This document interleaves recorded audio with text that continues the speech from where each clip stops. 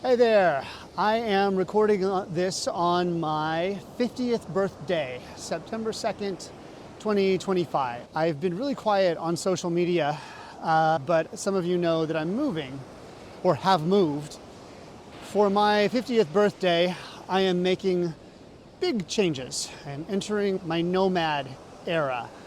I got rid of everything that I had in San Francisco, and I am currently at Stinson Beach, and then I am taking off for a road trip across the country. I'm going to San Antonio, where I'll stay for a little bit, and then I'm heading to Costa Rica at the beginning of 2026.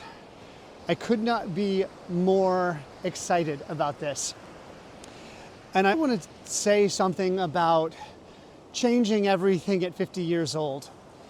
In some ways it's easier, and in some ways it's harder than doing it when you're young. I have a long history of reinventing myself to follow what is exciting to me.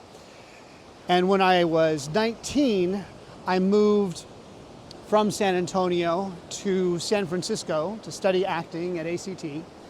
And I had a suitcase and $500, and I made it work. But I was also 19 years old and had all of that energy, and I was too stupid to know how hard it was going to be. And at 50, I have a lot of knowledge. I have wisdom about the world. I've learned some things, but I also have, this sedentary quality, this desire to stay in one place. I've also learned a lot of lessons that have me be risk averse. And part of that is the prefrontal cortex that got developed in my mid-20s. I didn't have that when I was 19. So this big transition at 50, it's both harder and easier. I'm better equipped than I have ever been to do something like this. And I am overriding all of these impulses, all of these desires for security and for safety and all the things that come with being older. It also feels important to say something about the last 5 years. In 2020, I came back to San Francisco after spending some time in Oklahoma, and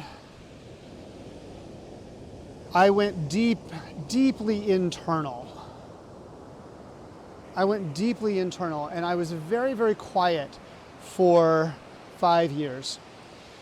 Doing a lot of inner work, I was doing a lot of dream work. I was doing some certification programs for my coaching practice. I took some psychology programs and mythology programs. But mostly, I was getting still and listening for the voice of my own soul. What am I here for at this time on the planet? I don't have clear answers to that. What I have are impulses that feel like calling, something that feels like a compass pulling me forward, even if I don't know why exactly or what's there. But as far as I'm aware, I only get one life. I don't have children. I don't have a partner. I don't own property. I don't have anything holding me in place. I have a career that allows me to work anywhere that I have a solid internet connection and a private space. Since I can, I'm going to. I will be posting mostly on Substack and YouTube. And I'll share things from time to time on Facebook or Instagram, but really Substack and YouTube are where I'll be putting things. And I'll have a roundup on my email list. And if you want to sign up for that, I'll put something in the comments below. I hope you'll chime in and stay connected. If I'm worried about anything, I'm worried about the loneliness. I've never been somebody who gets lonely, but I've also never spent time in countries where I don't speak the language. And this is, in some ways, the biggest change I've ever made, and I'm doing it after a long period of really profound comfort.